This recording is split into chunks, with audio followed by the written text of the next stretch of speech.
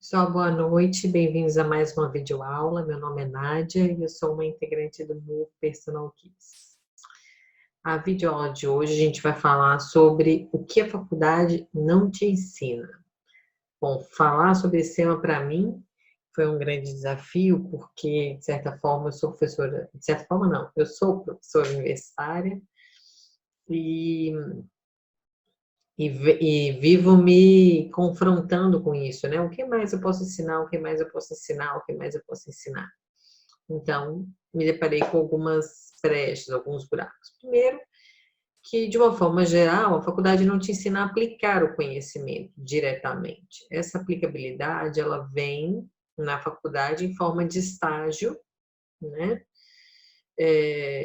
Em alguns trabalhos, muitas vezes proporcionados pelos professores da faculdade, que tentam se aproximar ao máximo possível da realidade encontrada pelo profissional que vai ser formado por aquela instituição. O que a gente observa muitas vezes no estágio é que muitos alunos não aproveitam essa oportunidade efetivamente para colocar em prática todos aqueles conhecimentos, né, fornecidos durante o curso. E simplesmente acham alguns amigos que assinam um contrato, assinam como se a pessoa estivesse estagiando e na verdade elas não estão. Essa, infelizmente, é uma prática que te restringe, que te limita na sua formação. Então, se possível, não adote esse tipo de prática e aproveite cada oportunidade que a vida te dá, né? E que o curso que você está fazendo te dá para colocar em prática, para trocar ideia com os seus professores sobre aquilo que você está fazendo, tentar realmente sugar o que tem de melhor em cada um, porque com certeza cada um dos seus professores tem muita coisa para oferecer. E também tem seus próprios limites, né? Isso faz parte do ser humano. Então, é, essa aplicabilidade, o papel principal na faculdade da aplicabilidade é realizada no estágio propriamente dito. Apesar de que alguns professores tentam carregar isso para as próprias disciplinas também, com algumas atividades. Aproveite o máximo possível cada uma dessas oportunidades, porque elas não voltarão. E o engano que você faz no estágio é só um auto-engano. Uma das coisas que a gente não aprende na faculdade é o planejamento financeiro. Então, é importante inicialmente que você consiga separar o seu planejamento de orçamento profissional e pessoal. Por quê? Apesar de você ser autônomo e você ser a sua própria empresa, né, o dono da sua própria empresa, você tem gastos que são da sua empresa e você tem gastos que são pessoais, né?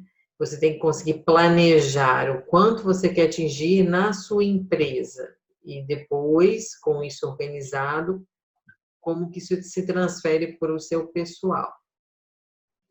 Então, quanto você vai reinvestir no seu negócio todos os meses? Né? Você vai precisar, por exemplo, pensar em comprar novos materiais para tornar suas aulas mais atrativas.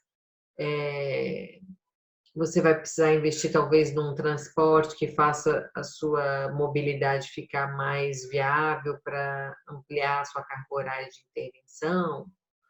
Ou você quer ter um local, alugar um local específico para dar as suas aulas? Aonde você quer chegar? O quanto você vai do seu ganho reinvestir no seu próprio negócio para chegar lá onde você quer chegar? Outra coisa que você tem que pensar nessa questão de separar o orçamento profissional do pessoal é que você um dia vai querer aposentar, que você vai querer ter férias, que você não ganha 13º, né, enquanto um profissional autônomo, que você vai precisar de um plano de saúde, e esses aspectos todos requerem que você pense, por exemplo, em como precificar o seu produto e que você pense, então, em como organizar suas finanças pessoais e profissionais. Então, para você ter, por exemplo, férias, como é que você vai organizar as suas aulas de julho e dezembro? Uma vez que você vai trabalhar com crianças, elas ganham férias, né? Como que vai ser a sua mensalidade para que você tenha esse dinheirinho para as suas férias, para esse período que não tem aula? Janeiro não teremos aula. Como que será o seu mês de janeiro? Então, a sua vida profissional vai ter altos e baixos, e você tem que pensar nisso ao elaborar o preço e ao organizar, né, a sua vida financeira de uma forma geral. Você vai elaborar estratégias para um planejamento financeiro eficaz. Então, primeiro, faça um planejamento em cima do menor valor que você ganha. Então, o pior mês que você já teve, quanto você ganhou? Janeiro. Janeiro eu tinha 2 alunos, ganhava X. Então, esse seu planejamento tem que girar em torno desse pior momento do seu ano. Quando você tiver um ano corrido, vamos dizer assim, você consegue ter uma ideia de renda média, né? E quais são os custos fixos que você vai ter mensais. E isso vai possibilitar que você identifique, por exemplo, um padrão de consumo que você apresenta. Identificando esse padrão de consumo, você consegue organizar, por exemplo, em que você pode economizar, em que você pode eliminar custos, inclusive, aonde você pode investir mais o seu dinheiro, para que o seu negócio vá gradativamente ganhando a cara que ele quer. Economize e faça sua reserva financeira para imprevistos. Então, o mercado tem altos e baixos, né? Recentemente, nós vivemos um baque financeiro muito grande, uma série de instituições quebraram, né? Muitos pais de família, mães de família foram mandados embora, e isso gerou, por exemplo, uma economia alterada. Então, agora, o que eu posso cortar do meu orçamento? Posso cortar isso, posso cortar o professor do meu filho. Então, esses altos e baixos, eles acontecem para todos, para quem trabalha na empresa e para quem trabalha como autônomo. Então, fazer a sua reserva financeira vai possibilitar que nesses momentos de imprevisto você tenha aí um certo resguardo. Incentive seu cliente a antecipar a sua contratação, por exemplo, para o próximo mês ou para o próximo ano. Isso você pode fazer com algumas promoções, por exemplo, com pacotes. Se você fechar o anual, você paga tanto. Se você fechar semestral, você paga tanto. Se você fechar mensal, tanto. Se você fechar em dezembro para o próximo ano, você já consegue reservar o seu horário. Você não paga a matrícula. Algumas coisas, alguns aspectos que você pode manejar para que você garanta esse cliente por mais tempo e que você já consiga prever o seu ganho, né? Então,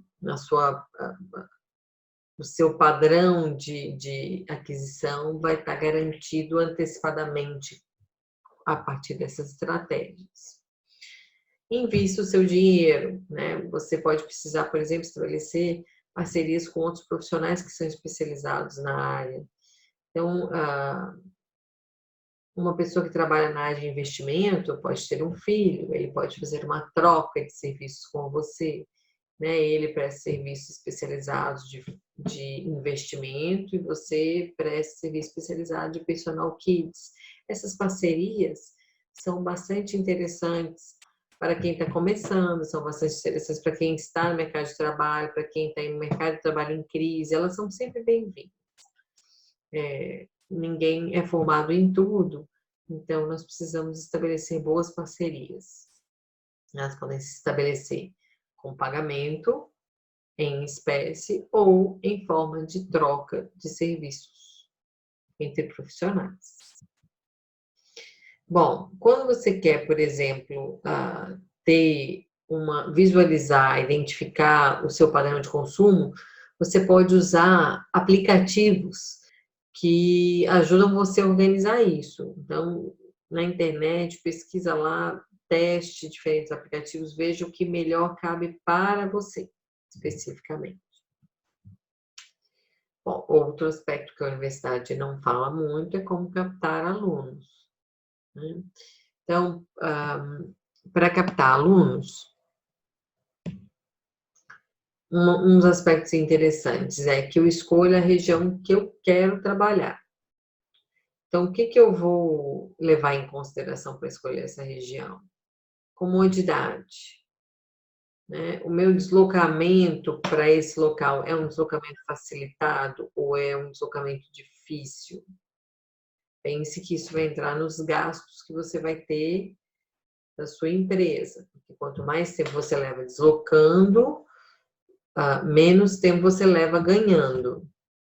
Então, esse é um aspecto importante de ser considerado, inclusive para a sua organização financeira. Qual o nível socioeconômico dessa região que eu quero trabalhar? Então, assim, em bairros com nível socioeconômico mais baixo, eu posso ganhar no número de alunos. Em bairros com nível socioeconômico mais alto, eu posso ganhar uma quantidade similar a que eu trabalho mais horas no bairro com classe socioeconômica mais baixa, trabalhando com menos alunos, menos horas de aula. Uma coisa interessante de se observar é que, se eu vou trabalhar com crianças, é importante que eu observe se nesse bairro tem uma população mais jovem, porque essa população mais jovem é a população que vai ter filho. Então, eles vão ser os pais dos meus filhos, do público que eu vou atender. É importante eu observar isso. Para captar aluno ainda, eu posso fazer o quê? Folder. Espalhar na região, por exemplo, em academias, onde os pais fazem exercício físico, normalmente esses pais já valorizam a prática de atividade física, né? Já existem estudos que mostram que quando os pais são ativos, existe uma maior tendência desses filhos também serem ativos. Isso não é à toa porque os pais valorizam a prática de atividade física. Então, nas academias onde os pais praticam atividade física, eu posso deixar esses folders, até posso estabelecer parcerias com determinadas academias. Hoje em dia, o folder é uma possibilidade, mas também existem as redes sociais. Então, no folder eu posso colocar links para redes sociais aonde eu divulgo o meu serviço, né? Então, isso também é uma forma de captação de aluno. Nas redes sociais, ao colocar informações, eu tenho, por exemplo, o amigo da mãe do meu aluno que viu, em função da dinâmica da rede social, um post que eu coloquei, quer também esse serviço e me acessa através da rede social. Então, é uma forma também de captação de aluno, bastante utilizada nos dias de hoje. No que poderia ir nesse folder, né? Informações, por exemplo, como benefício da atividade física. A gente vive numa era de informação. Os pais valorizam muito o desenvolvimento de habilidades e competências em seus filhos. Buscam informações sobre qual vai ser a melhor formação para esses filhos, que esses filhos podem ter. Então, por exemplo, eu posso colocar nesse folder os benefícios da prática de atividade física nessa formação global desse filho, que vai, né, agregar esse filho em sua formação. Você também pode falar, por exemplo, da comodidade de se ter um personal kids, como um profissional, né, atendendo ao filho, comodidade de horário, o pai está trabalhando, você vai até a casa dele, o condomínio dele, prestar esse serviço, quer dizer, não precisa de pagar transporte, não precisa se preocupar com translado, são grandes vantagens se ter um personal kid. Oferecer uma aula experimental nos condomínios que você pensa que vale a pena investir, né? Divulgue esse trabalho no condomínio e ofereça essa aula experimental. Isso pode, né, trazer para você uma série de clientes fiéis. Fazer o dia do amigo é uma estratégia clássica, né? Você tem alguns alunos inscritos, tem poucos, está precisando angariar mais alunos para fazer aquela sua hora valer mais a pena. Dia do amigo. Convide seu amigo para a aula, né? Nisso você atrai novos possíveis clientes para você. Bom, uma vez que o aluno foi captado, eu preciso manter esse aluno nas minhas aulas, né? E o que mantém esse aluno nas minhas aulas de Personal Kids? Primeiro de tudo, e o mais importante, o manejo que eu tenho com a criança e com a família. Então, é importante que eu mantenha a motivação da criança para a prática de atividades físicas, que as minhas atividades sejam atrativas, interessantes. E é importante que os pais observem o progresso dessa criança a partir da prática de atividade física. E isso vai estar relacionado à minha capacidade de planejar uma boa aula, um bom embasamento para aquilo que eu faço, a minha criatividade, a eficiência que eu tenho, né, na minha prestação de serviços. Bom, isso tudo, né, que eu acabei de falar agora, vai estar relacionado também à minha organização.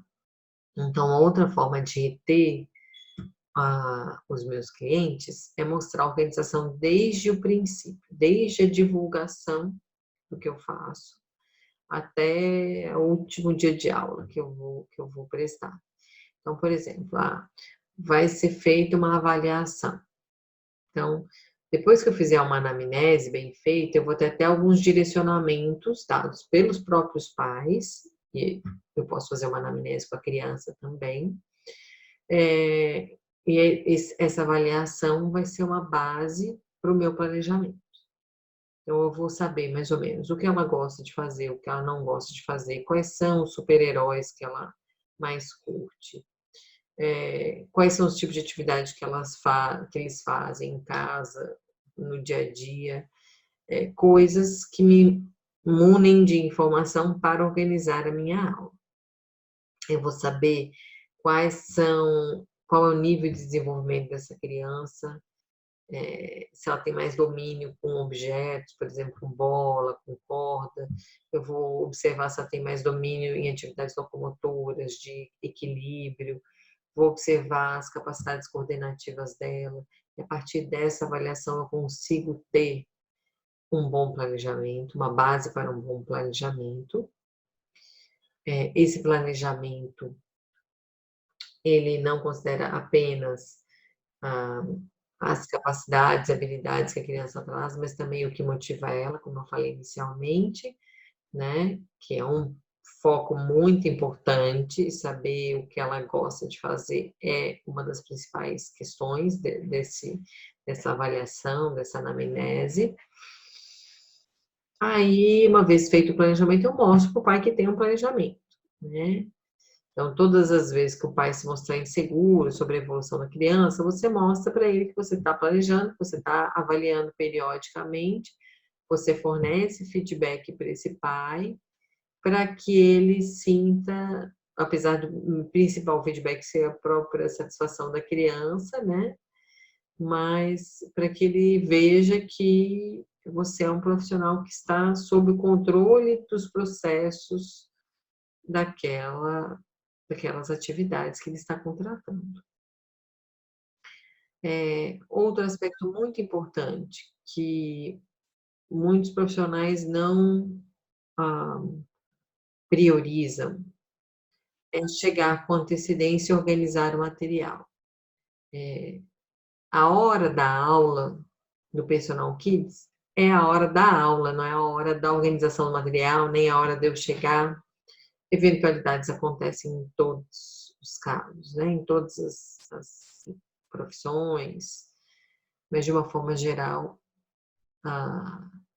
o ideal é que você evite contratempos, né? Tente se organizar para que não aconteçam esses contratempos.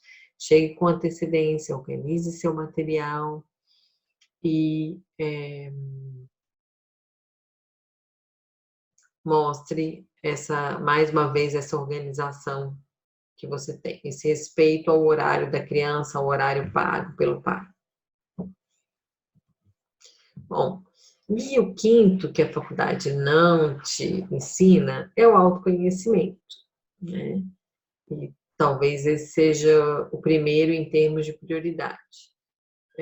Para você ser um profissional de referência, para você ter sucesso, um dos principais requisitos em qualquer área é você se conhecer, é conhecer os seus limites, as suas potencialidades, né? Com esse autoconhecimento, você vai também buscar a sua formação continuada.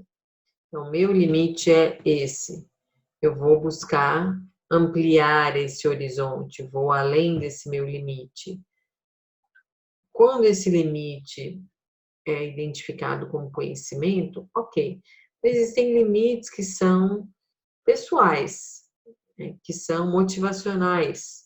Então, esse limite também precisa ser respeitado, porque senão você não vai prestar um serviço de referência, não vai ser um profissional de sucesso. Então, identifique seus limites pessoais também, e suas potencialidades, e invista nas suas potencialidades, amplie seus horizontes em termos de limites, e respeite aquilo que você não consegue manejar. Espero ter contribuído de alguma forma com a formação continuada de vocês. Um abraço. Até a próxima.